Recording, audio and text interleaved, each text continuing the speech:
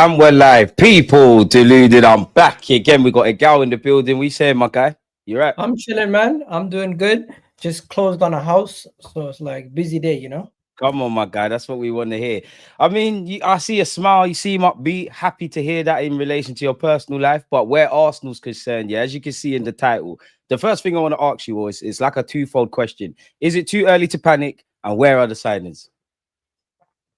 It's the fifth day of the transfer window.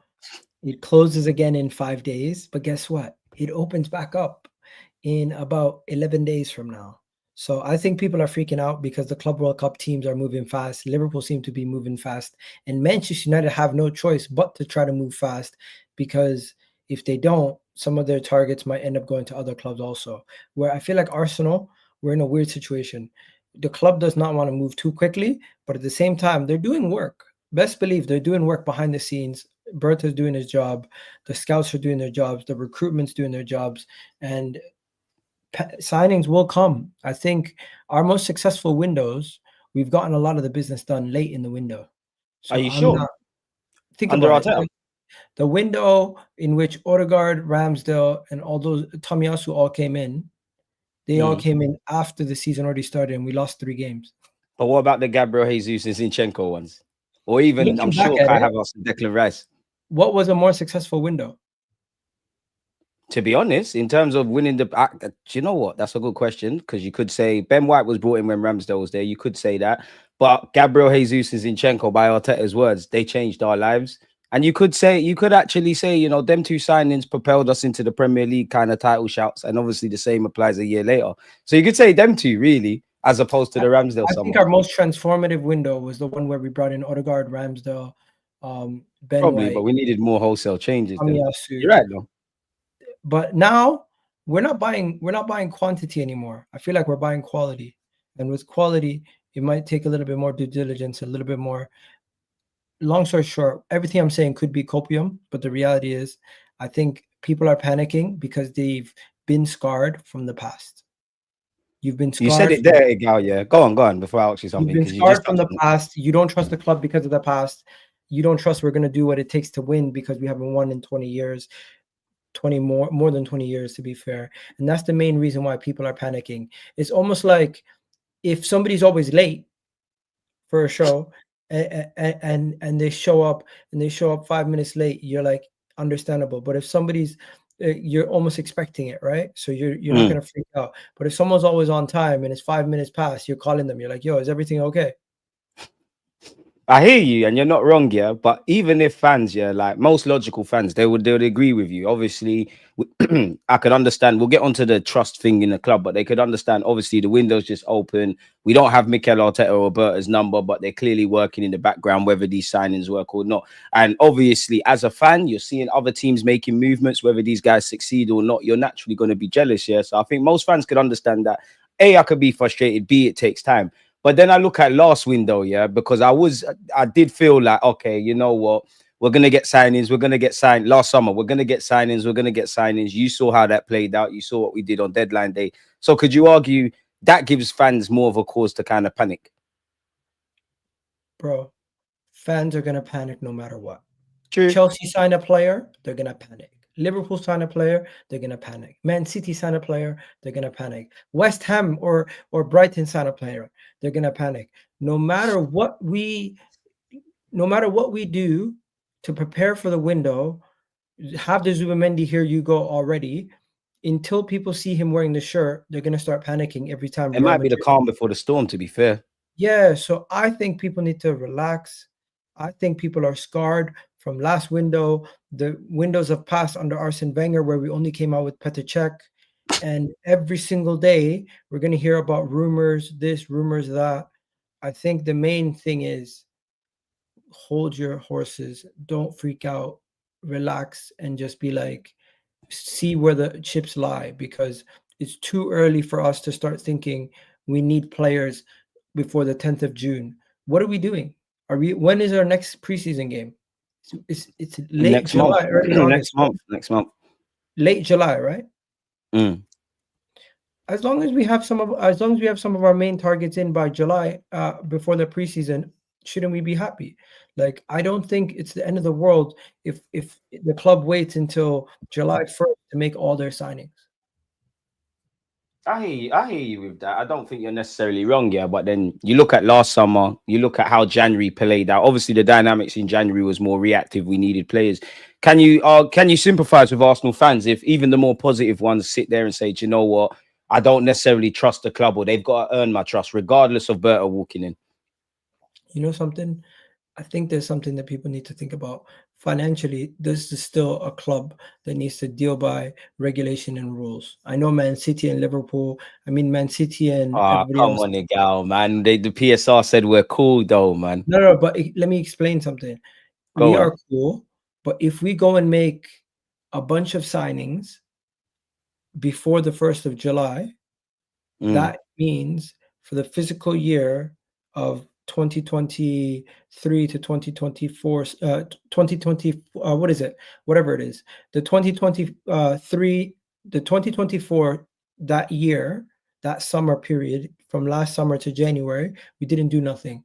But if we don't do nothing until the 1st of July, and we do most of our business after the 1st of July, that does not apply to our PSR for another 3 more years So because wouldn't it make sense to get the signings done quicker then based on that? Because as you said, we didn't do too much in terms of ingoings. We did get some signings gone where we did sell players, especially HLM ones. Surely that makes more questions to get these signings done now this is rather what I than think is next happening. year.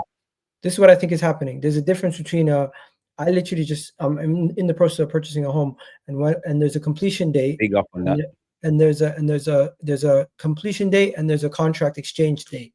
I think we've exchanged contracts with the players, personal terms. I think we've exchanged what we need to do for fees with Real Sociedad, for example. Just no need to go to La Liga and drop the cash at the office.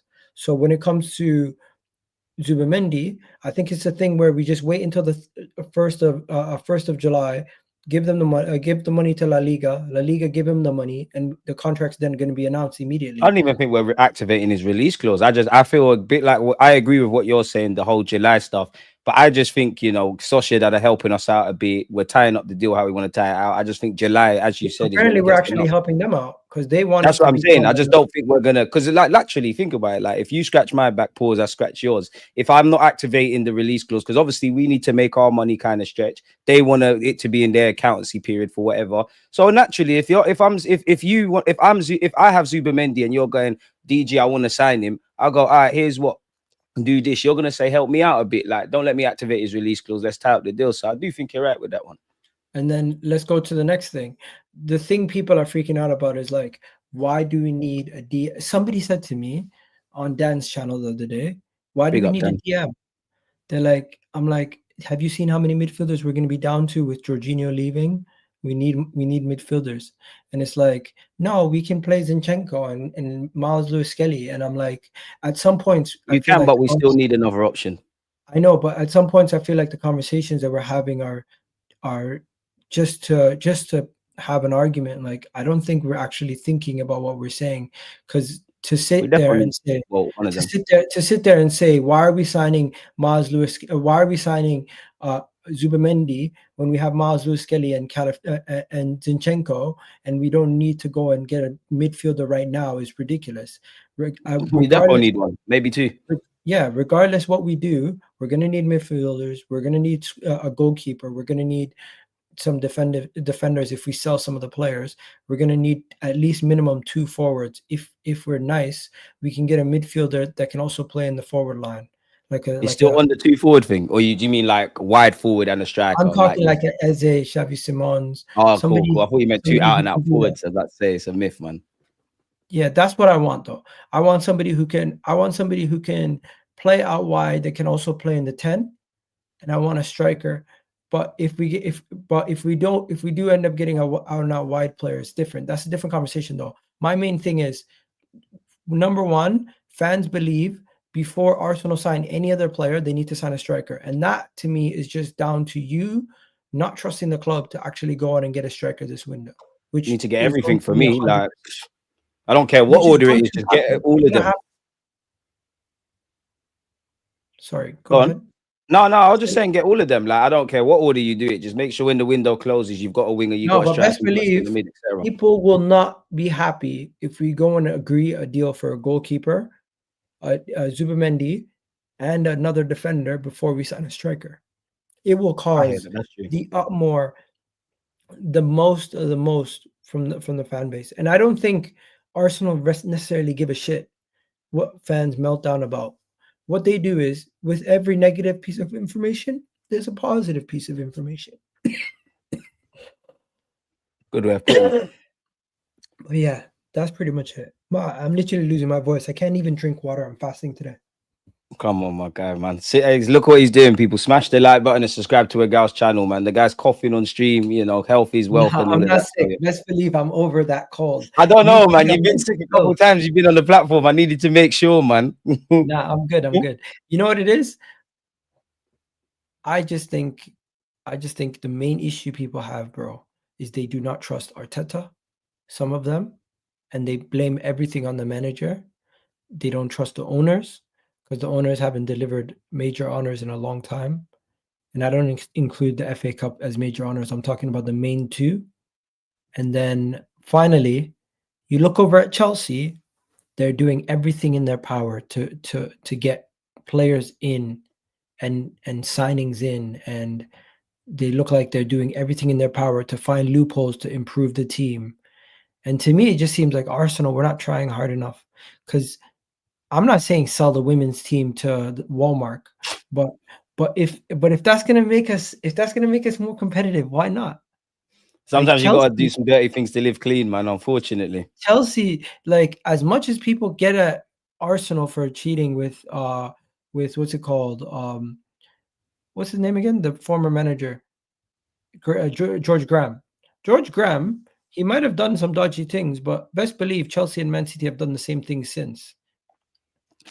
Again, I'll be real. I don't think there's anything ethical in football of all clubs. I know some are doing more than others, but I think it's extremely naive if anyone, like, you know, just thinks that I'm not even here trying to criticize my club. No club is squeaky clean. You know, you look at our history, they labeled the Bank of England club, the move from South London to here. There's too much money in the game. There's too many smart businessmen for any football fan to genuinely believe when you get through all of that stuff to believe that anything's ethical. And I'm with you in the sense of, sometimes you've got to adapt. Sometimes it feels like we're trying to go against the grain. At what point do you have to kind of fight fire, quote unquote, with fire? I do want to ask you something though, yeah, because you said, you know, you mentioned a good point about people don't trust the owners, they don't trust Arteta, they might not even trust Berta, even though he just got his foot through the door. I just Do wanted to you answer your question.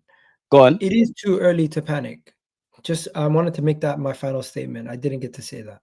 It is I hear way that. No, too I think early you've to alluded panic. to that. But I want to ask you, I want to break it down into parts here. I'm going to start with Arteta. Do you trust Arteta to do what needs to be done in the summer? I 110% trust Arteta. The person I don't trust is Tim Lewis. The person I don't trust is Richard Garlick. The person I don't trust is the people that the Cronkies have put in charge and their capability of realizing that the people in charge are not making the right decisions. But So surely everyone's complicit then, including Arteta, because I hear you with that. But then for all the positives at the club, you know, I'm not here to praise Tim Lewis, but for all the things that we might be positive about, surely you've got to praise them as well by the same brush then. no, bro, there is if there's a franchise that's failing, like say it's a food chain and it's failing, I'm not gonna get at the players for them failing consistently, because I don't necessarily think it's always down to the players. I'm not gonna get at the manager of the store because I don't think it's always down to the manager. I'm gonna look at the owner of the store, and I'm gonna also look at who the owner is putting in charge to make the biggest key decisions in charge. And if it's that he has a manager who's making dumb decisions, costing the place more money, wasting energy, all these other things, then I'm looking at them. Right now, Bertha's just come in. It's too harsh to judge him. Arteta, I think he's been overachieving with the squad. And I think some of the players might not be good. Ah, Yeah, it is an overachievement compared to what specifically do you mean by overachieving? okay. As much as we rate the team now, let's be honest. Before Raya came in, he had Ramsdale there, Saliba and Gabriel and Saka and Odegaard have probably been the key four players in this project for the time that he's been here in the 3 years that we've been competitive. It's easy to say the first year we weren't ready. Man City were better than us. 2022, 23, right? That just for people listening. All Yeah, right, we cool. weren't ready. We jumped the gun. And what happened was we didn't get to, similar to how Chelsea right now got top 4 and they got to celebrate it. We never got to celebrate because immediately we went from challenging for top 4 to challenging for the league, and the bar got raised and it looked like a failure when in actual reality at the time it was an upgrade from what we were doing. Last season was also an improvement because we went from challenging where we weren't supposed to be there to actually staying competitive. What do you mean 2024, 2023, 24? Do you mean the season that's just gone? 2023, 24 now. Okay. We actually improved. And let's be honest, you look at some of the players in that team, I bet you no way in hell anybody's telling you Eddie Nketiah is helping you in a title race.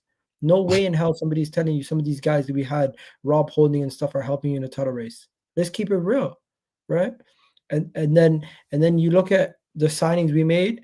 This is where I look at the ownership. This is where I look at the players, the people bringing in the players. Because if we were to have signed Caicedo, if we were to have signed somebody else in that midfield instead of Jorginho, maybe we go on to win the league.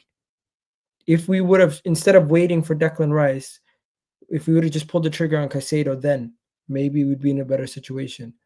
If we would have just signed Isaac back then, before the top 5 race, when Arteta was begging for a striker in that January, either Dusan Vlahovic or Isaac, but we don't get Vlahovic. I'm happy about that. I think he's terrible. But looking back at it at the time, we just needed bodies. So what did we do? In the next January, we got bodies in Trossard and Jorginho when we needed quality, because now we're in a title race. We're no longer in a top 4 race. And now, what did they do this year? They said, we're going to keep our powder dry. We don't want to go and waste money because we've wasted money in the past. You know what January they wasted money? Go back to Arteta's first January. Who did they get? Cedric Suarez and Pablo Mari. We deluded ourselves into thinking we just needed options, and honestly, we made the wrong decision as a club and as fans. You're happy to see signings, but Matt Ryan, Pablo Mari, and friggin' these guys are not going to make you better. And we were really stupid to say we were thinking we're going to get better from those. So I think the club have made mistakes. I think Arteta's made mistakes. 100%. Everybody's made mistakes. But the main people I put it on. The main people I put it on is the people in charge of the transfer windows, because you look at Man City's transfer windows, they get something wrong, they go hard the next window. You see Liverpool, they get something wrong, they might not go crazy in the window, but best believe if they want something, they're going to solve that problem. Trent leaves, Frimpong's in the door. Robertson's about to decline to a level where he's no longer a good squad player. They're going to get Kirkaz. They don't have a number 10 of quality because Szoboszlai didn't reach to levels that they thought he was going to reach. They still win the league without him reaching those levels, and they're now still going to improve on him. I don't think if Arsenal win the league last year, we would go crazy in the next window. You'd like to think it would make us buck up our ideas and think, wow, but I think we've been very complacent. Like, I know what you're saying around the whole, you touched on it earlier, the when we bought in Ramsdale and all those players, the Pablo Maris. For me, I kind of, and I know he's been here for 5 years, etc. I look in these last 3 years. So like you said, the 2022-23 season up until this point, entering the 4th year when the next season comes, right? I think personally, as a club, I think we got into this situation a lot sooner than a lot of people thought. Like you said, the first year we didn't win it, but we didn't expect. And that's where I look at the owners, because I don't feel I feel they would like to win trophies. I don't think it's keeping them up at night, if that makes sense, about us being Premier League winners, etc. Then I look at Arteta now, because I hear you and I raise your point, yeah. But then there's also the sense of, this is your squad. How do we look at Kai Havertz? And not to put agendas, but Kai Havertz, Marino. There's been several players that polarize fans' opinions. So we can't, on one hand, just draw out people, anyone apart from Arteta, and then look at these signings and say it's not him. And then I look at it in the sense of, like you said, yeah, people talk about the money Chelsea spending and what City are doing and how impossible it is, and we talk about the Cronkies, etc. I have to ask then what are we genuinely trying to do then? If we genuinely don't feel we can pit the kind of dark elements of the Premier League and we feel we want to do it a different way and we're kind of second, we can't truly believe surely that we can get over the line then.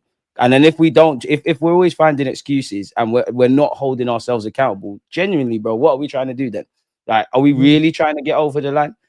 Bro, breaking news. I thought you was in the trophy lift. Breaking news. What? Morgan Rogers. Has David Ornstein said anything? Greg Jacobs just said Arsenal. These interested FC, man, got me excited for some reason. Who's that? Like, respectfully, who's that? I was getting, hey, Gal, man, you got me excited, bro. You don't know Greg Jacobs? He kind of looks like Indian. He works for the Times. I heard that, man. Morgan, I thought Ornstein was saying something over man. I got excited, man. I thought, yeah. We're cold now. You know when AFC stuff goes out and says discuss, it means somebody links us to him very strongly. Oh, go, man. I saw the smile on your face. You said breaking news. I can't like the first bit. T said something. I thought, rah, Gyökeres is here. It's Sesko's here. I thought this is the perfect. Oh, go, man. Listen, I get excited over small things. I'm sorry. You done me dirty. Oh my god, like, bro, I get excited over Elneny stepovers. I'm that guy. Big up Elneny though. It was heartwarming on the topic of Elneny, seeing him go back to, you know, where he's got his little memorial thing. It was heartwarming, man. I mean, like you said, it's breaking news. Yeah, we've gone off topic. I forgot the topic we was actually on, but we might as well go over Morgan Rogers. If you're just listening, let me just read it out quickly before I get Egal's thoughts. Apparently, Arsenal added Morgan Rogers to their list of attacking targets. However, any deal to acquire the player from Aston Villa would be costly. We've been linked with him before. I don't think anybody necessarily learned anything new there. We know it's going to cost a pretty penny, an arm and a leg. While Arsenal's rivals have been quick to strengthen this month, Andrea Berta likes to negotiate several deals for the same position at the same time before deciding which to activate. Arsenal's recruitment will be a balancing act in terms of fees and agents. That sounds great, but that's what all clubs should be doing. So then it brings me to this, as Egal said, Morgan Rogers to Arsenal, discuss. Let me know your thoughts, man. Can it happen? Can't it happen? In theory, would he be a good signing? Where you at? I was hyped as well, Maxwell, man. I think Egal did us all dirty there, man. Listen. I'm sorry, guys. I literally am one of those people who just get excited over simple things. when it comes to football. But hey, everyone's different. What are you saying for him? I think this would be amazing. This is exactly what I want. I want another midfielder that can help us score goals and is also really good on the transition. This relieves pressure from what we currently have in the team, and it doesn't then kick. You know what I was worried about? I was worried these guys were going to leave us short in the midfield and say, well, we sorted the attack, but now the midfield's fucked up. So my biggest worry was we fix one area of the pitch and then another area is messed up. So we do that typical Arsenal thing. Yeah, like it takes me, I think you're right. You go back to, do you remember when we was linked with Hossam Aouar when we got Partey and there was all the debates around, do we get a 6 or an 8? Now, every Arsenal fan knew we needed both, innit? But for the powers that be, it was one or the other. And you could say there's elements of that this season. For me personally, I don't know how anyone else feels. I'm not expecting us to do everything in terms of ingoings and outgoings, but I don't think that's a thing. I think you need to get a striker, you need a left winger, you need centre mid, you need to address all the areas. For me, with Morgan Rogers, we don't need everything to win. We don't need everything to win. Yeah, put your best foot forward.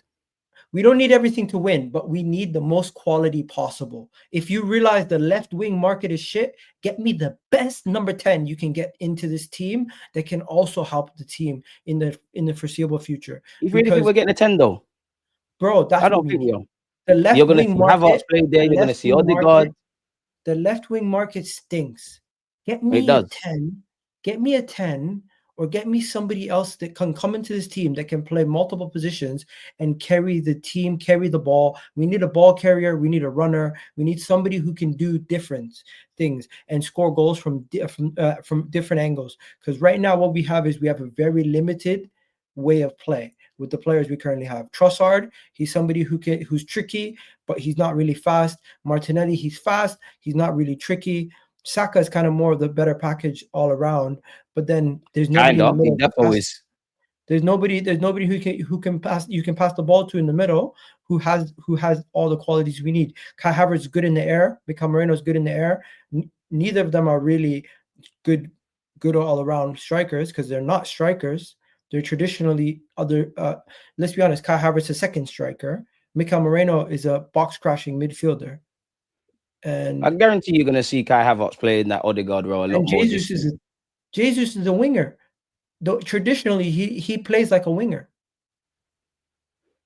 I mean, with me and Morgan Rogers, I don't necessarily. The first thing is, I don't doubt that Arsenal and everybody are interested. As you know, interest and actually bidding and talking with players is a different thing. I'm very wary of this because it's a bit like when Newcastle, like Gordon's going to leave and this one's going to leave. Newcastle and Aston Villa, they're always, every summer, it's, they're close to PSL. So I don't buy it. Aston Villa are so screwed. They are currently in the red. They're gonna get. Oh, there's so many players they will sell before this guy, and then obviously I don't know how it works, but they just sold. I don't know how much it features in, but they just sold John Duran as well. There's probably a couple of other players. They probably let Emi Martinez go before they let my man go. This guy's gonna cost anything from 70 million all the way to 100. For what it's worth, like you said, he's English. He's a good dribbler. He's a good carrier, adaptable, versatile. Can play as 8, plays as 10. Would love this guy, Morgan Rogers, at the carpet, and I want to be proven wrong. I just think it's BS. And I think Kevin's right. No disrespect to Gary Jacob, yeah. And I'm sure he's got his contacts, definitely more than anyone in the chat, myself and Egal. But whenever you've seen him say something about this, and we've been linked with Morgan Rogers before, like everybody's got to be interested in Morgan Rogers. Until I see bids and that, it's different. Did Morgan Rogers play on the wing this season? I've seen him on both wings. Seen him on the wings. It's an 18 9 times out of 10. Played good against PSG against Paris, to be fair. In Paris, sorry, to be fair.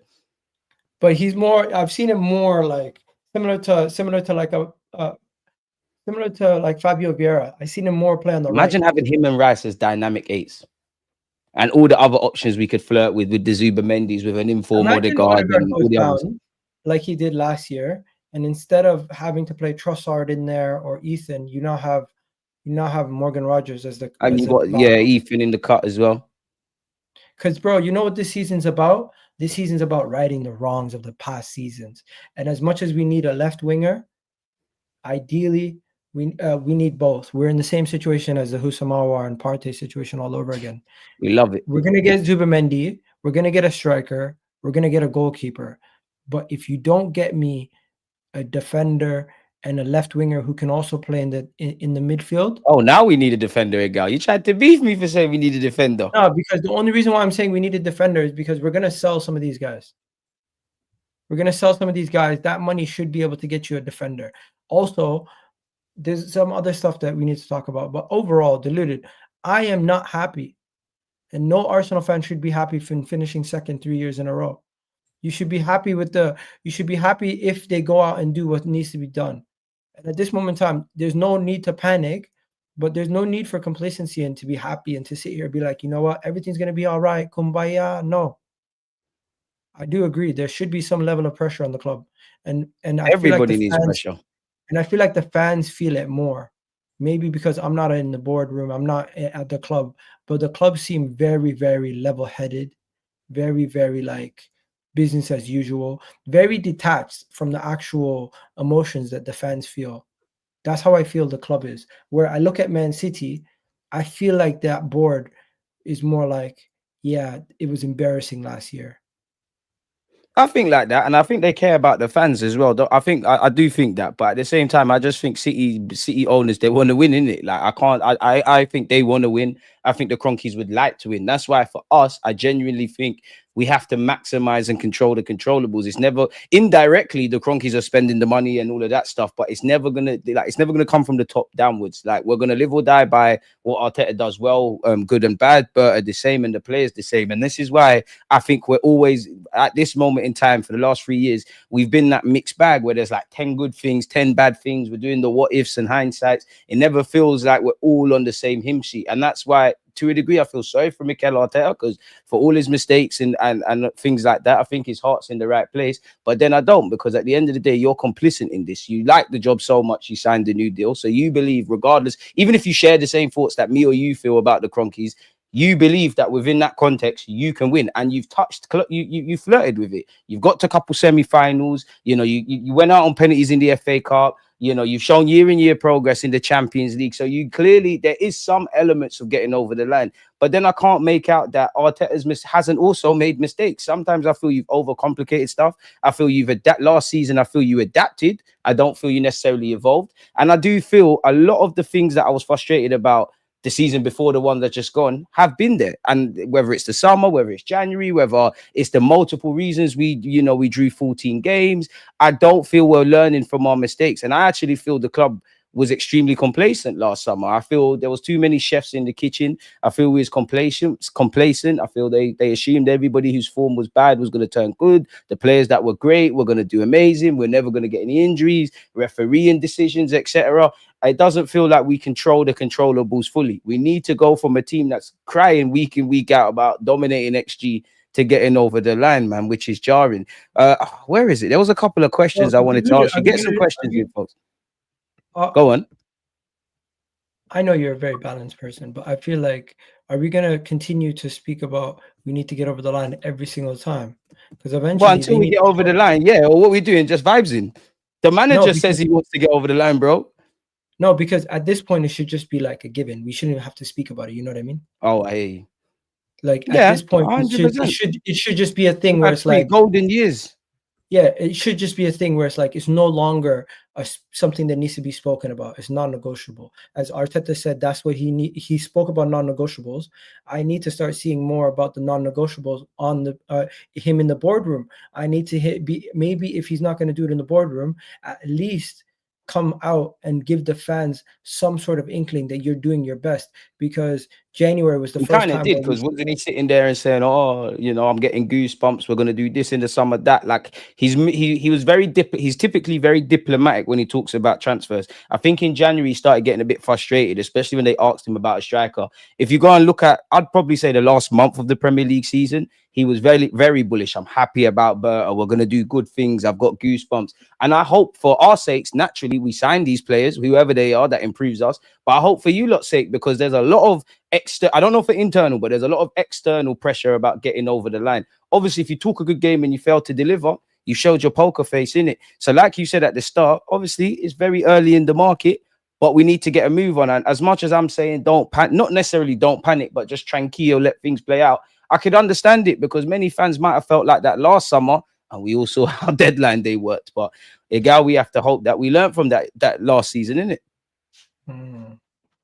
It's techie, man. It's techie. I see a couple of questions. Yeah, Anton has said, but Egal, you said you only need 3 players a month back, when others said at least 5, 6 players. You lost it and said it's not a rebuild. What do you make to that? And if you did say that, because I can't verify if you actually said that or not. No, these guys said, we were arguing between the difference between 8 and 5. It wasn't 3 or 5. Also, I think these guys are speaking about potentially getting multiple starters, because they want Odegaard sold. They want another left back, another goalkeeper. They want 2 forwards. Like, some of the stuff that they're doing is over the top. You know what I mean? We're not going to get 2 forwards. You don't think we're getting 2 forwards? I don't even think we're going to get a 10. Maybe we get a player like Morgan Rogers, maybe. Pardon me? You don't think we get a striker and a left winger?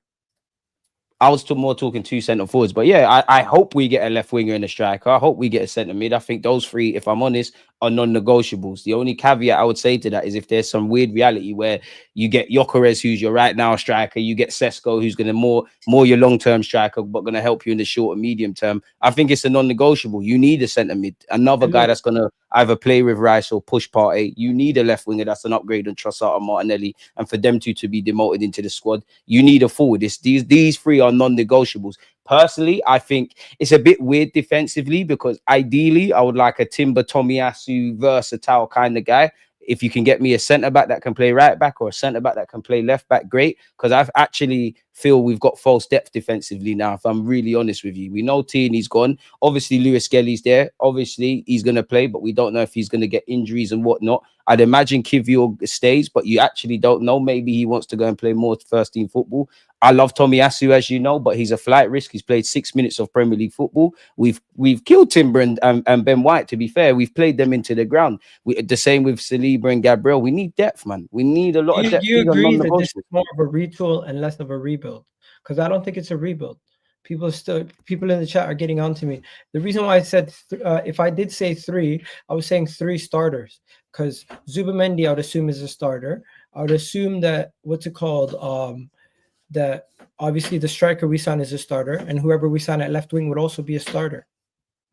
It's a weird one, man, because like for me, I just forget the retool and rebuild stuff. I just think you need to sign players. I could understand, to the starting 11, I've said about 2 to 3 players. 3 players, I think I said, right? So that's probably going to be a retool. But then I look at it and I feel even if we came into this summer and we had the last previous 3 years, we won 2 Prems and a Champs and picked up some domestic cups, we still need significant business. And then when I look at it, naturally, this squad has been together for a while. You could say the nucleus is there, but we've been together for a while. There's many players that there's a couple of players that need to be brought in. There's players that's futures are subject to speculation. I know people could sit here and say, sell Gabriel Jesus, sell Tomiyasu, sell Kai Havertz, get rid of Odegaard, do this and that. And I'm not saying Martinelli the same. I'm not saying these things are wrong, because ultimately every player's got a price. But realistically, for a variety of reasons that we've probably spoken about in previous streams, these men are probably not going to leave.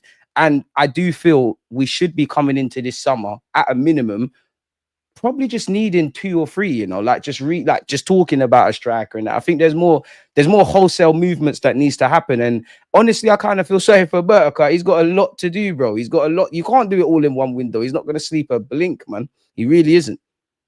It's dark. So, bro, we just have to hope we do what needs to be done, man. We really do. I want Morgan Rogers, but boy. I've seen people even talking shit about Berta already. Like, the guy literally is 5 days into his first window and people are writing him off.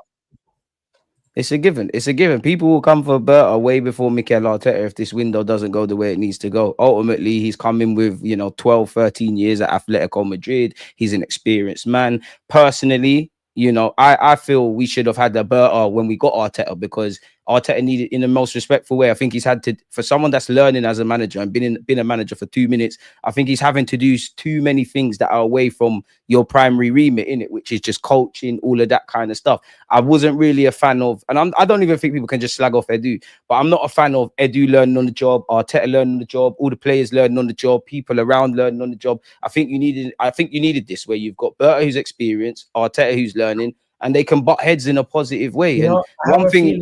Go on. I have a feeling Rodrigo is going to become available come the end of the window. You still on that Rodrigo stuff? Bro, did you not see they signed the kid, the Argentinian kid? Yeah, he's cold, but come on, man. We're not getting Rodrigo. Even I want to be wrong. We're not getting no Rodrigo, fam. Nah, bro. Don't be like that. You think Man City's going to get him? I don't know where he's going to go. Listen, I want to be wrong. You can't blame me for being pessimistic. By all means, clip me up if I'm wrong, yeah? But Rodrigo, really? I don't know how much the fee is going to be. I don't know how much the wages are going to be. I don't know how much that's going to factor into PSR and all the other movements we're making. I don't know when that actually is going to happen, because they're in the Club World Cup and he probably is going to speak to Xabi Alonso. And Real Madrid would have to make it clear, yo, we're selling you. People don't typically leave Real Madrid. Real Madrid say you're going. You saw it with Di Maria, Ozil, etc. But bro, if it's true that Victor Gyökeres wants what he wants, if it's true that Rodrigo wants what he wants, would we break our wage bill for 2 players in one window? I can't see us doing that. And you got to remember, you still have to pay Kai Havertz his wages, which has probably done more harm than good. Gabriel Jesus ain't going nowhere for at least a year. We're trying to get big players to sign new deals as well. It's a myth, man. You seen Kai Havertz looks like he's been in the gym. Well, he's been in the... Yeah. I have. Big up Kai, man. But I can't see Rodrigo. But that's the thing, though. Like, it's a weird one, because there's many different ways you can assemble a Premier League winning side. I know Alisson and Van Dijk were signed for mad money, but the vast majority of that Liverpool side, they were bought smartly. I know City have won titles where they've spent big money, but there was times where anyone could have, quote unquote, got Kevin De Bruyne, or could have got could have got Gundogan, De Bruyne, or things of that ilk. So it's like you either scout the players that have that outbreak moment in them, try and outsmart the market, or you pay the going rate when these players are established, like Rodrigo. If we did, you know what? If we address all the areas we've been referring to, bro, and then there's money left around, maybe sales helps us, then I might give something to the Rodrigo stuff. And even if the Rodrigo stuff is true, that's not something we're going to see happen until probably the end of the window. And then I want to ask you this year, Carl. Obviously, we're talking about Rodrigo and that, but if we was to assume, yeah, we signed Sesko's up front, Nico Williams on the left, and you've got Saka. Do you feel more confident about winning the league? Because surely the two of the three, excluding Saka, those are players where they might help us in the You first saying year. But you're Sesko? more Who else? thinking of years, huh? Sesko? Who else? Sesko and Nico Williams. So you got a front three of Sesko, Nico Williams, and Saka. Do you feel that's a No, title winning front three? the thing is, 2 out of the 3, I don't think are coming to Arsenal. But if You don't it did think happen, Sesko? I don't think we're getting Nico Williams. I think he's staying in Spain, and I think Sesko, bro. I wouldn't be surprised if Sesko either joins another club or we end up getting Gyökeres. I'm still on the Gyökeres thing. Maybe I'm delusional, but I believe the Sesko thing. If it could, maybe if it doesn't happen, but I don't think Sesko's ready, and I don't really rate Nico Williams like that. I think Nico Williams himself, But the manager he does. might, Arteta needs his players, doesn't he, Egal? maybe he doesn't. Maybe Arteta just needs to shut up and listen to whatever Berta says.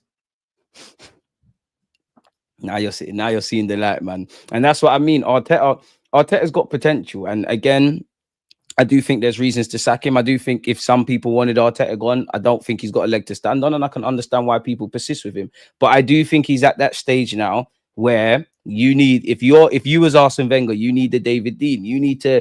There's a thin line between, geniuses can go the other way. I think he needs to calm it down now. I think Arteta needs to be given what he needs, not what he wants. I know in the modern day, for example, the striker's got to be able to pull to the channels and link up play and that. You need a gunman up front. You need a gunman up front. You need to get the best out of your existing options. You need depth. Just give him that. I don't want any more smart, versatile guys that can play everywhere, but they're not necessarily a specialist of one. We've got too many of those. And I said this to you. When did we go live on your platform? Monday, right?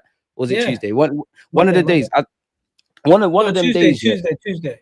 Yeah, Tuesday. One of them days. Whenever it was, I said, if we want to be a team that is doing what we've done the last 3 years, we've got more than enough. If we want to get to semi-finals, win battles, but not necessarily wars, i.e. smashing up Real Madrid, smashing up City, we've got enough. You see, if you want to go from a good team to a great team, you need to be able to answer these unanswered questions. We need to share the goals around, but we need to know who are the killers in our team.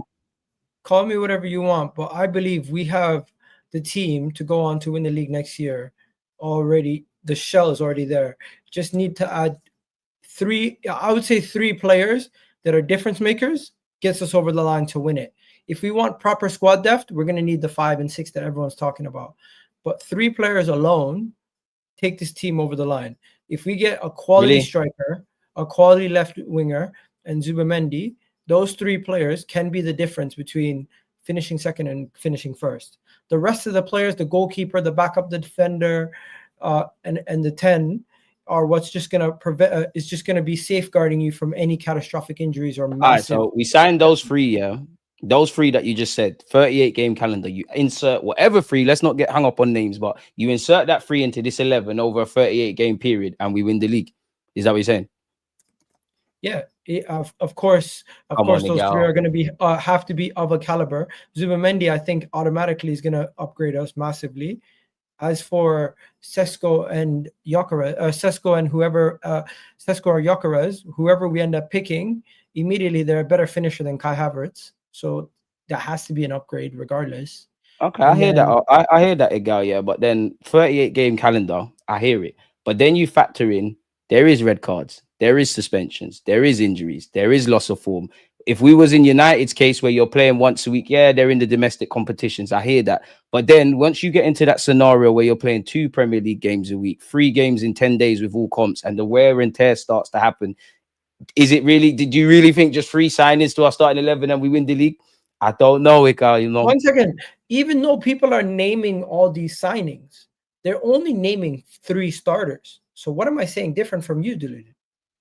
I'm saying we need depth. I think No, it's. no, I think it's. but I don't think it's just signings. I'm not talking about depth. I'm saying the three players that we're going to sign this summer that are going to be walking into our starting 11 are these three positions. Regardless if we need depth or not, the signings you're not making more than three starter signings. That's my Are you point, signing Damien. another starter? Say that again. How many starters are you potentially going to sign this window? As I said earlier, I think you need three starting quality players into that 11, and then it becomes about depth. I don't think three signings just makes us win the league because I still don't think we have the bodies. You could caveat that with, obviously, if we sign a striker, left wing, and a centre mid, you could argue the Marinos, the Kai Havertzes, the Trossards, the Martinellis, they become what they should be in terms of squad players. But I agree with the logic. I don't think in reality it plays out. Because even when you look at it, even when you look at, what was it, 2024-25, where we had an injury-free season, quote unquote, Partey, Tomiyasu, Timber, they all missed the running.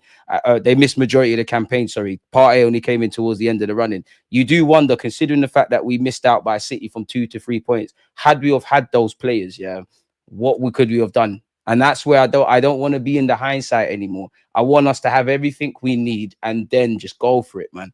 I think if we was playing once a week, then cool, but nah, man. I think we need to do everything. I think Arteta needs to evolve tactically. I don't think it's a case of you just slap three players into our starting 11 and it's great, because when everybody was fit, we was talking about, how do we break down low blocks, creativity, etc. I think the physios need to go back to the dressing room. Arteta needs to go back to the dressing room. Even the players, I would say the Cronkies, etc. But me and you, we've been discussing as to why that's a non-starter. I think we need to really, really put everything under the microscope and not play any games next season, man. We're not a great team. We're a good team. We're definitely not as good as some people make out. We're 100% not as bad as some people make out. But we need to stop talking about the same things. The same things are crippling us season in, season out. And if nothing changes, my boy. Yeah. Which is dark. I think Deluded. I'm maybe misconstruing how I'm trying to get my point across, but I'm generally saying similar to what you were just saying.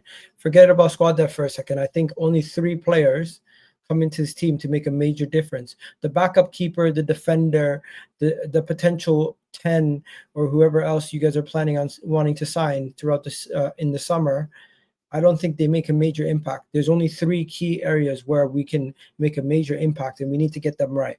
The striker, I hear that. the left winger /10, and the central midfielder. Those are the Do you really think key. we're going to get a 10 though? Because I can't see us signing that. You might sign someone who can play there, but me and you have just spoken. Go on. No, that's my point. If you sign a left winger like Eze or Xavi Simons, that's where we can have somebody. I hear you. Them guys can mix and blend. That's what I'm talking about. It's jarring, man. It's jarring.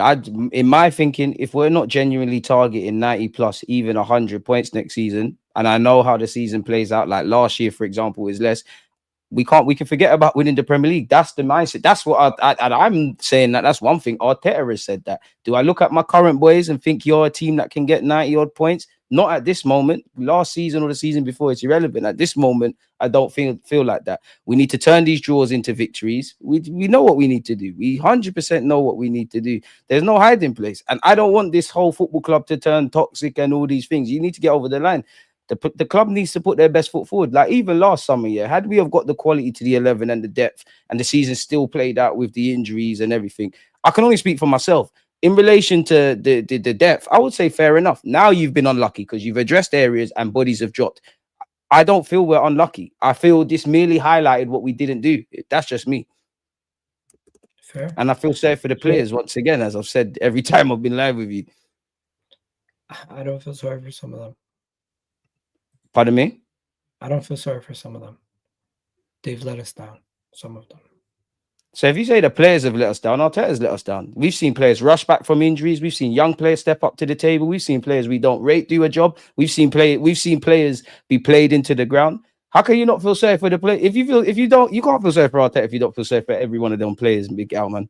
Whether we rate them or not. Obviously, they're the ones playing. I do feel sorry for the Salibas. I do feel sorry for the Gabriels. No, I do feel all sorry of for them. the Rices. I do feel sorry for the guys who are pulling their weight every week. But then there's guys. No, we got all of them. Every one of them, even the ones whose form's been dead, because Odegaard couldn't even be pulled out the team. The manager's not pulling you out, even though You know Odegaard's what? been I'm stinking not. up. I said No, this but even if earlier. Odegaard's been stinking up the place, I'm not trying to defend him. Yeah, what if the manager's sitting there and saying, "I need you out there, go and do your job. You're the captain." Blah blah blah, and he's playing. You can't. You have to feel sorry for every one of them. You can't pick and choose every one of those, Okay, even the maybe ones I'm we don't rate. I just feel like certain guys let us down during the season. Certain guys had their best season in a long time, and you got to big up the people who played well, and the I people hear who that, didn't, and the people who didn't play well. You don't pat them on the back for not playing well. but then wait one sec. Can you hear me? Do you, Yeah, I can hear you. So if you don't pat them on the back for playing well, why do we pat No, for Arteta not on the playing back well. for simple things? I said you don't pat them on the back for not playing well. That's what I said. Oh, fair enough. I heard wrong. Fair enough. Fair enough. But Right? as I said, for me, I feel sorry for the players, man. Even someone like Kivio, like when I remove the romance, I'm seeing like when I remove the romance around football and the fairy tale, bro, I'm seeing a centre midfielder that struggled in the first half of his season career at Arsenal, playing up front, which he done well. I'm seeing Kivio, who's nowhere near Magalhaes, playing in our most important semi-final of the season. Played well, done their thing. I can't ask anything more of these players, even when it comes to the attackers and things like that. We've got to a point where, simply put, if we're trying to get over the line, these men are not good enough, but they're trying their best. I feel sorry for the players. Even when Declan Rice is coming out there in January saying, I'm sure the gaffer wants to sign players, I do feel sorry for Arteta in January specifically. I feel sorry for the players. I feel more sympathy for the players than Mikel Arteta and definitely those above. If you were to ask me for the whole realm of Arsenal, it would be Berta, bro, because obviously Berta's just walked in. And then when you look at the whole season, it's been a mess. You know, Edu Carr, Jason Naito tried to get Berta's job. We needed to wait a while to get Berta in. We didn't do what we needed to do in the market. It's been a mixed bag, man. You know the saying in life, Egal, you start as you mean to go on. Obviously there's not just, and I know fans disagree, but there's not just one ingredient as to why our season kind of fucked up. Yeah, but they're saying you start as you mean to go along.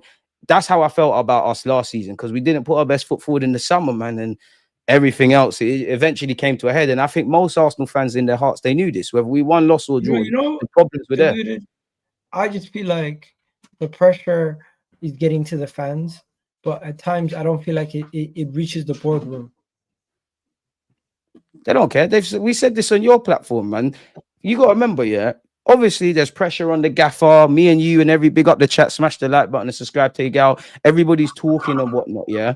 But you remember, these lot have survived back-to-back eighth. They've survived protests. They've survived bare things at Arsenal. If you can go through all of that, what is this now? Really and truly, I'm not saying this right, but really and truly, fans are crying out about not winning a league. We've broken our transfer record. Fans are crying. I'm putting myself in the Cronkies thinking, really? If you can survive the darker times, remember what the year was it? We lost to Spurs and Newcastle away and we didn't get top four. If you can survive that, you don't care now. I think genuinely, I don't think you can just blame the Cronkies. They're getting Champions League money. Whatever you say about Arteta, year and year progress in the champs, there's more money there now. Second, obviously, there's prize money. They're cool. Have you noticed, yeah? When it felt like when we was in disarray, not necessarily a shoe in to be in Europe, it felt like the club was getting signings in earlier, being a bit more proactive. Soon as we've got in the Champions League, we're moving a bit. It's dark. It's dark. You're muted, bro. Shit. Or is it Sorry, me? my wife was doing some stuff, so I muted myself. Minor. I think the honest truth, Deluded, you're 100% spot on. We have kind of slowed down last window, but could it be because of PSR? Could it be last window we said to ourselves we need to relax because of PSR, and this is the window where we're supposed to go ham? I hope so. I hope so. And Jalen, no, I do think Marino struggled because he got off topic because he got injured in his first first training session. I think there was a lot of hype around him. He's going to replace Partey, and he flattered to deceive initially. He needed to adapt. I think fans, a lot of tacticals were saying he's going to be the best thing since sliced bread. Obviously, when he weren't doing that, they're drawing him out. I do think he struggled. That's why I'm happy to see, of all people, him do his thing, which goes back to the point I said to Egal, where I feel sorry for the players, bro. I genuinely feel sorry for them because they're the ones. Some of them, if they don't win stuff here, their man ain't gonna win nothing else. It's all great But you talking know about something? Saka and Saliba. The people in the chat don't want to hear PSR talk, but let's be 100% Yeah, now real. go again with the PSR thing, man. Car. The Egal, people surely don't that want to thing hear don't the run now, PSR man. talk. The people don't want to hear the PSR talk, but every 3-year cycle, you need to look at it. and within a 3-year cycle, because of last window and the window before that, where we came out like net positive, we have like a 70, we have like 90 million pound wiggle room. That means we could be minus 90 million and still come out like comfy in the Berta's gonna have to get his hustle on, man. So I don't think it's a big deal now, but Declan Rice, what do you call it? Declan Rice and all these guys, plus Odegaard's window, all came together, and coincidentally, last window was the window where all of that was going to be accounted for PSR. So if we would have spent a lot of money last window, maybe it would have been a big problem. I think, forget about all the other PSR stuff. I do think that was one of the main reasons why they kind of shit the bed last window. I think they were trying to safeguard. One of them, crucially, yeah. Yeah, and there shouldn't be any excuses this window because we can spend. There shouldn't be any excuses, and especially when you see teams like Chelsea and Man City spending willy-nilly every single window, it makes you kind of think: do these guys lie to us? Do they use PSR as like an excuse? Rules are there to be broken, innit? I think PSR, if I'm honest with you, I know we've got rules to adhere to and things like that. And I know when you look at football romantically, PSR, everybody spend within their means, yada, yada, yada. But if I break it down, let's be real, man. The PSR is there to stop what, like, if Man City were coming up now, or what Newcastle could do, or what Aston Villa is there to cripple those teams. Teams like us can wiggle around it. Yes, simultaneously, since we've moved to the Emirates and the way the Cronkies move anyway, self-financing, spend within your means, quote unquote. Pardon me? Has it crippled Newcastle? Newcastle's still very competitive. There's red tape. I think about how much more they would be competitive because they've got a good manager now. You got owners who want to win. You got a good base. It does cripple you. It does cripple them. Think about where they would be if they could spend how they need to, how they should be allowed to spend, quote unquote. Where would they be? And that's where we're in this weird place, man, because I'm not saying you or me or anyone in the chat necessarily, but at the same time, like, bro, like, we have to spend. Like, if we're not going to spend correctly and spend amicably and spend for the Stardust, then this is as good as it gets. We might fluke a couple trophies here and there, but we're not going to get to where we need to get, which is why I asked you, like where do we go from here? Which is why, for me, I can never say I've emotionally checked out of Arsenal, etc., but I accept it for where it is, man. But yeah, man, it is what it is, man. But Egal's got his own stream to be concerned about now. I'm saying I can go on longer if you want. I don't mind. It's literally. Oh, yeah, go on, man. Go on. I'm not live till 2:30. Does this guy really know about PSR? Everyone kind of knows about PSR, my dude, man. I know as much as I read. Like everyone else reads. Yeah, no one ain't no expert. Yeah, but the experts tell us that Arsenal could spend up to 200 million this window, comfy, without any PSR. Exactly, Egal. That's where the twang as well. That's why, for me, it feels like a bit of a twang because we always hear, and again, to be fair, the club are not coming out and saying it, but we always hear, oh yeah, we're gonna spend, we're keeping powder dry, we're doing this, that, and the third. God forbid, but if it goes left, we start hearing we were nervous about PSR, we're careful, and it just feels like rinse and repeat. For me, in theory, you could, I don't know who, but if you can buy the players that improve us for 5 million or for 40 million or for 100 million, great. I just want the areas addressed because I'm sure you're bored of it as well. We keep talking about the same things, and that is insanity. If nothing changes, nothing changes, my boy. So the club we love is hurting us. What is more important to you? Getting the best available starters to come into this team and improve our starting 11, or to just get the squad depth sorted? Both, man.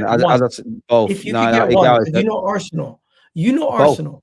No, I hear that, and I'm not trying to be difficult, but I think in previous years that could apply. We get Sesko and Sane, but we get all the squad depth that we need. No, you need both. Now, we get Rodrigo. If you asked me last year, I would have said this the starting 11 if push comes to shove. We're past that now. Everything needs to be addressed now. Like, the club have given themselves no wiggle room. You need the depth. You need the quality. Go get it.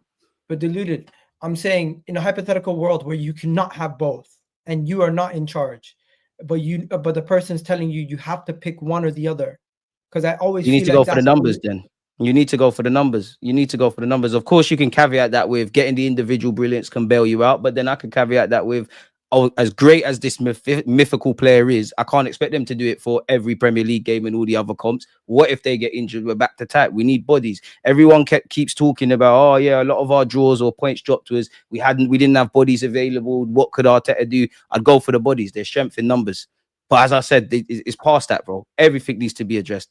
And if anyone believes they can't do it, they need to leave the club. I don't want excuses. I want solutions, or I want solidified attempts at finding these solutions, bro. I'm not on nothing else now.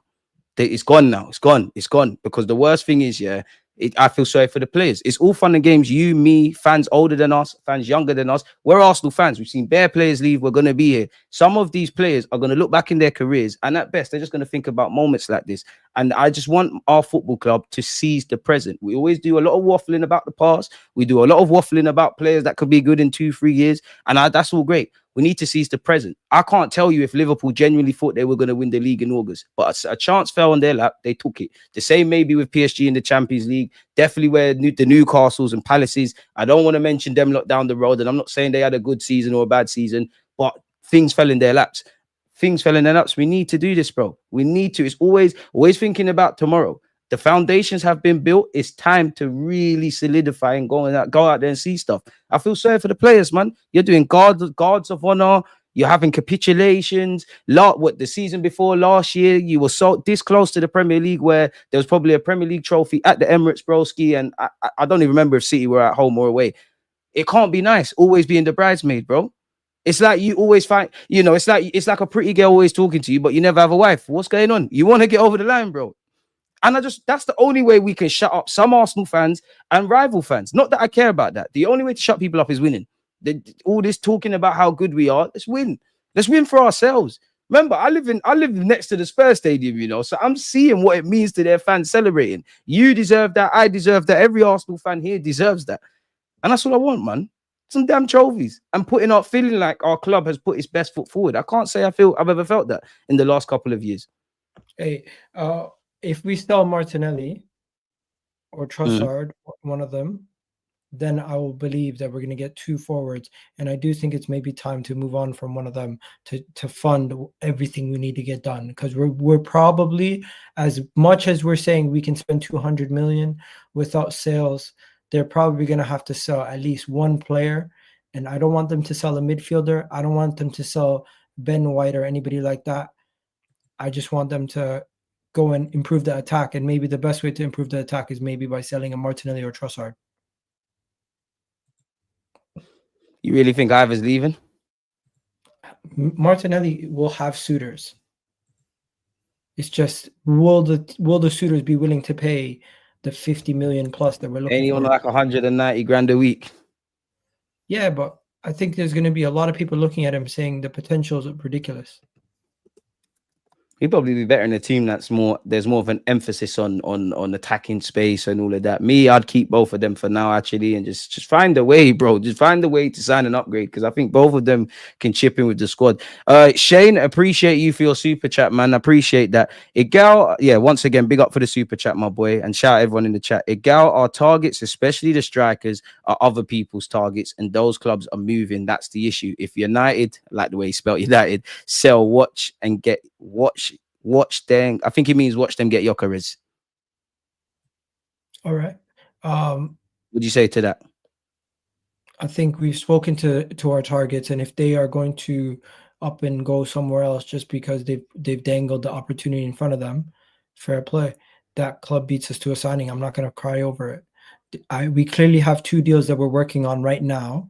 We clearly haven't gotten one over the line yet. I don't think Manchester United can come in and now take Gyökeres from us if we really want Gyökeres. I don't think anyone can come and just take a player from us in the position Manchester United are in right now. Even Tottenham. If Tottenham try to go for a player for us, I don't think they're taking anybody. Man City, they don't need a striker. Chelsea are not really looking at Sesko, but they're looking at Gyökeres. Liverpool Chelsea about to get Hugo Ekitike, as well as obviously getting him. There you go. Once they get Ekitike, Chelsea's out of the market for the striker. It's just Liverpool and Man United. And I don't think Liverpool or Man United are coming to take any of our targets. Liverpool are linked with Sesko today, Imagine imagine Liverpool get Sesko and United get Gyökeres for whatever reason. Like, just hypothetically, like, where do we go from there? Do we just pivot on the left winger? Do we go as hard as we can for Rodrigo, or do you hope there's another striking target? If that happens, we get Watkins. Fair. Just make sure we get a striker. The Osimhen team is going Middle East, man. We can forget that. Osimhen's going Middle East, and apparently Gyökeres wants 300k a week. Can you blame him? Yeah, you're on 50k. Humble yourself. Yeah, but the striker market's dead. Everybody's onto you. 300 grand. I don't think he's on 300 grand, but like you're 26, turning 27. You're gonna. And the Premier League club got money. Did I say that's crazy? Did I say something crazy? I don't know what you said there. I don't know what you said. I don't know what you said. Crazy. Is Ollie Watkins wild? Is Ollie Watkins? I don't think it's wild. I think fans would be underwhelmed. I wouldn't cry if we got Watkins. I'm not going to look at him like, oh my God, we're amazing and that. But I want a striker. And for me, the one thing I would say is, obviously, I have never had a conversation with Arteta or Roberto. But one thing I feel has been an issue with our club, bro, is that we've had an inability to pivot when it's gone wrong. Like, we've always been linked with one player. That one doesn't sign. We're going left. That's why I don't. Obviously, I mind it because I want to see either Sesko and Gyökeres, if not both, arrive here. But when you hear Berta's pivoting, he's agreeing this deal, that deal, this one, so we're ready to move. That's what we need to do. Again, to go back to, if we're in a nightclub and I go and talk to one pretty babes and she don't want to listen to me, I'm going to go and talk to another one. There's no point crying about that one. So we need to be able to pivot, bro. We have to be able to pivot, man. We have to be able to pivot.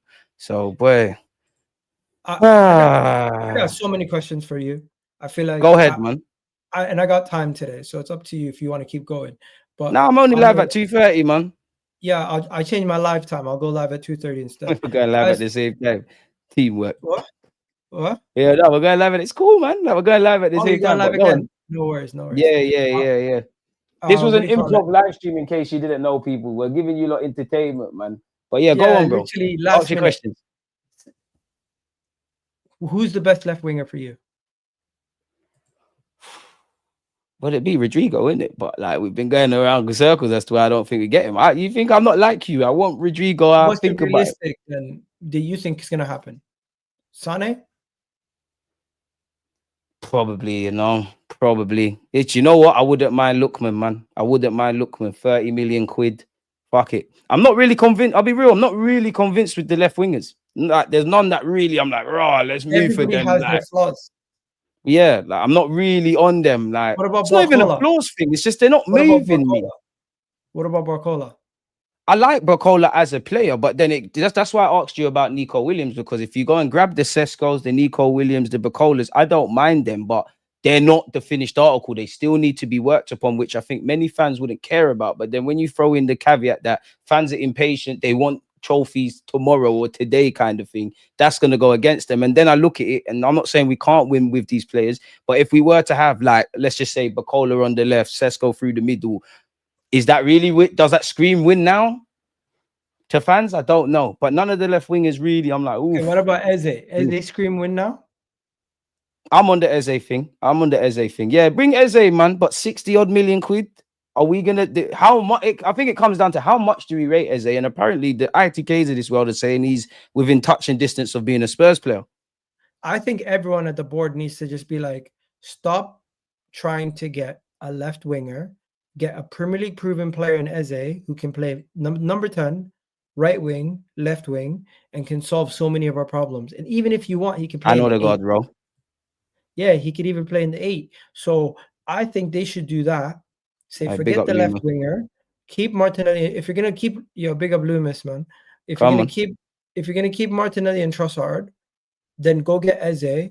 The depth in the left wing, the depth in all these players, and I think he overtakes everyone and starts on the left wing week in, week out. He's an Arsenal Academy boy. He comes into the team. I don't know. You let me know. Do you not think Eze would give us what we need as a touchline winger? I wouldn't say quote unquote touchline winger. I wouldn't say touchline winger. I'd think with Eze, I kind of want Arteta to get. I want Arteta to get a bit more from that left hand side. I feel me and you have done a lot of talk about centre mid and up front, but we need a lot more about the left hand side. Obviously, he can take man on and all of that, but I think Eze is better when he's driving inside the neat little 1-2s and all of that kind of stuff, which I'm not against. I'm not against because you still got assuming Rice stays as the left 8, you still got him running. There's still relationships. I'm on the Eze thing. Bring Eze. But I'm not happy he's going to Spurs if he is. yeah, we're gonna agenda him. Don't worry, Eze. If you go and sign for them, you're immediately shit. The game's the game. It's dark, man. Eze, listen, in an ideal world, if you bring me a Gyökeres / Sesko and Eze and Zubamendi and you get me 1-2 defenders and a goalkeeper, I'm feeling a lot more confident about, yeah, you know what? We might be able to do a thing now. I wouldn't even be against Eze Watkins to and Tottenham. Sesko. How close is it? Because they were close to him last summer. They were close to him last summer. Apparently, he was at their last game of the season. I don't know, man. You know how these ITKs are. They might be chatting shit. They might be telling facts. No clue, man. I do believe it, though, based on the rumors we heard last summer. But I don't know. I don't know. And it all depends who else is in for them. If Spurs have maintained their interest and they like him and he's confident over there, I'm sure everybody would have Eze and he's linked to everyone. But how much does, for example, a City, a Liverpool, an Arsenal, a Man United want Eze? Being interested and opening up conversations, as you know yourself, bro, it's two very different things when it comes to the market. So I don't know, man. 60 million or Run them the bread. I would just get Eze. I would get Sane, and I would get a striker. And if it means no defender, no defender. Nah, man. I hear it, but again, maybe I'm spoiled, but I think that stuff, that kind of, I'm not saying you're wrong, but no, we need to address everything, man. We have the most expensive goalkeeper in the based on value, Mark. We have the two of the best 3 defenders in the league and 2 of the most valuable center backs in the league in Saliba and Gabriel. We have Declan Rice, who's already one of the best midfielders in the league based on value, Mark. We have Saka. Our attack is the only area where we're cheap and like it's weak. No, If you go and drop 200 million just on the attack, we go on to win the league. Now, if David Raya gets injured and we don't have a backup keeper and all that other stuff is hypothetical, but I'm not even worried about that right now. I'm just saying. No, I'm worried about everything, man. I'm more focused on getting us a number 10 that can play in the left wing, because I know Arsenal's cheap ass. They're gonna go and they're gonna leave us short in a position. Go and get somebody who can do both. If they get me somebody who can only play as a left winger and is not traditionally somebody who rotates on the left and on the right and can only play in one position and his dominant foot is only his good foot and he's not good on his other foot and he has a weak foot that's like 1 star in FIFA, then we're fucked.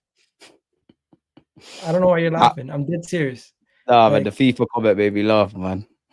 Because that's the only way I can explain it without like people not misconstruing what I'm saying. Nah, man, I need all areas addressed now, man. We left it too late now. We left it too late. And we owe it to ourselves. Because I genuinely feel our club is half doing stuff. Like we're half moving serious. And can I blame them for Bertha just coming in? Like Bertha's the last person I'm gonna blame. But as I said at the start, Berta's the only one that gets some allowance. He's got to deliver, but you've just got your feet in the door at Arsenal. And I'm not expecting you to be able to do everything in terms of ingoings and outgoings. And you're just one man. Everybody has to sing from the same hymn sheet. Arteta could be as ambitious as he wants. Berta could have as much ambitious as he wants. Those around can.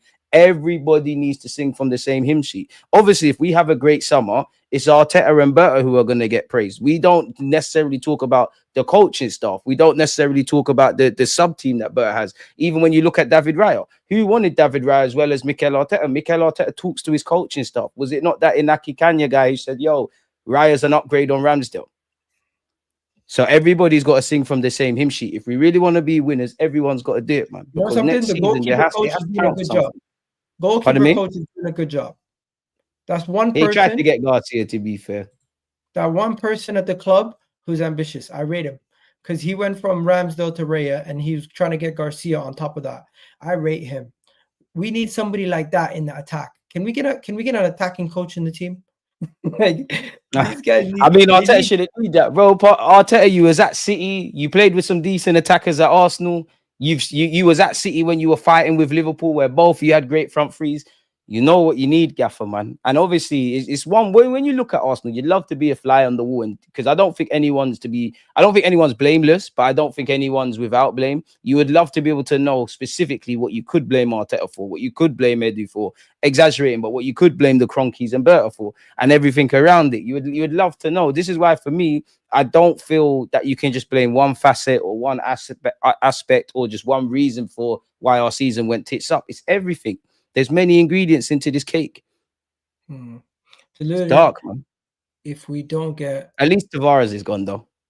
With Marquinhos, if we working. don't get what we want, we're gonna need Liverpool and Man City's window to negatively impact the genuine landscape of how their team performs on a week-to-week basis early in the season, because we're going to be going into next season with a relatively similar team to what we have this season, where Man City and Liverpool are going to be making so many changes that maybe that could be the only way where we could say, you know what, the familiarity, the guys already kind of have an understanding of each other. These guys have all played with each other. Where Liverpool, they're going to be trying to find a way to play with a new player in Florian I hear Wirtz. that, but our thing is we need Ping some pong. seasoning, man.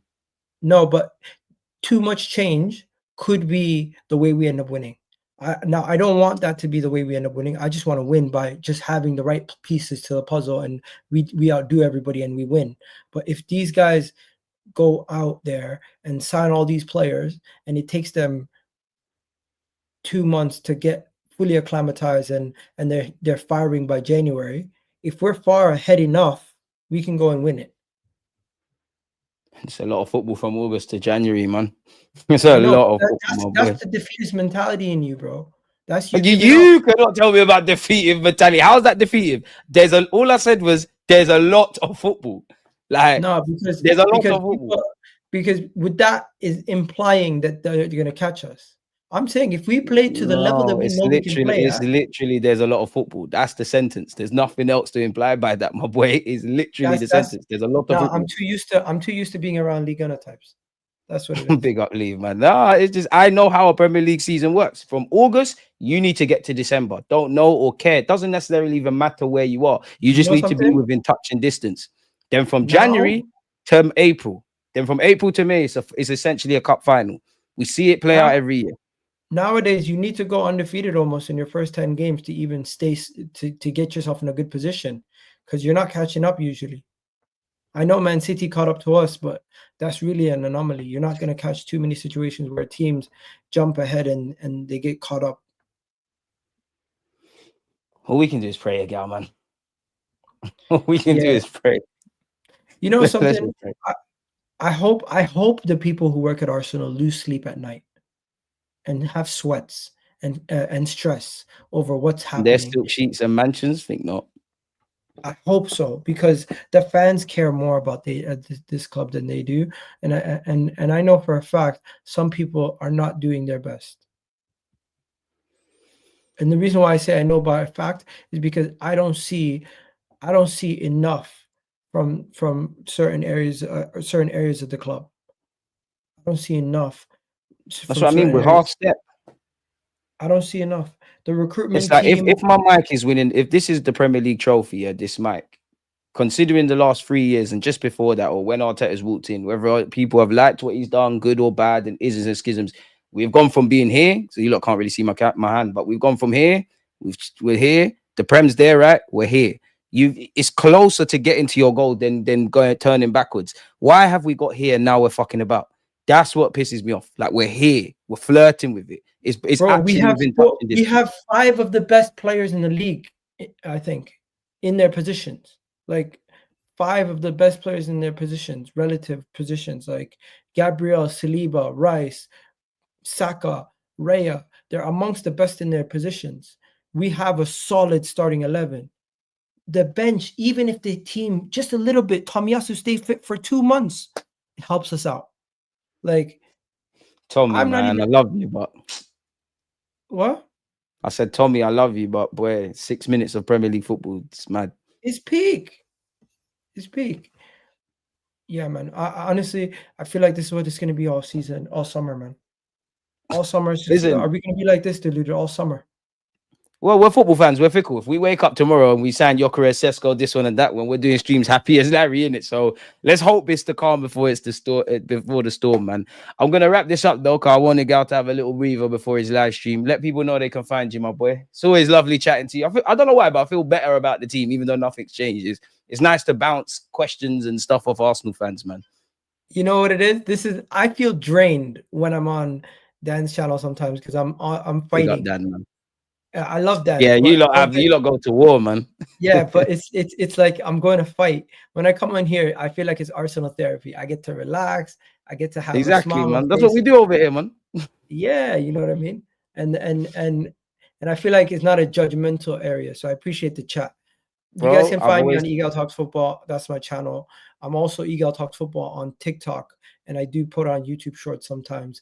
But most of my TikToks stay on TikTok. I feel like TikTok is like it's its own thing. I don't always cross over the two. And then my Twitter, people call me a madman on Twitter, but yeah, you are mad on EGTV Twitter, man. Egal. EGTV Egal, where you're gonna see some Arteta prop, you're gonna see some Arsenal prop, and you're gonna see a lot of rival hate. That's what I do. And hey, hopefully we go out and do what needs to be done because Deluded, if the season starts and I don't feel confident about the team, best believe I'm not gonna be the guy who's sitting here saying we're gonna win it, we're gonna do it. I'm not gonna be that guy. I'm gonna be sitting here and I'm gonna be telling you guys as it is. We did not do enough. I'm not happy. But if we do what I think we're going to do and we do get what we need, I'm going to be sitting here telling Liverpool and Man City fans, game on, let's go. For me, it's seeing is believing now. If the club really are serious about wanting to win trophies and all of that, make me feel like that. Because I don't feel like that. I mean, for reasons we've been discussing, but we're gonna hyperlink. Well, I've hyperlinked. We're heading over to Egal's platform. I'm live at 2:30 as well.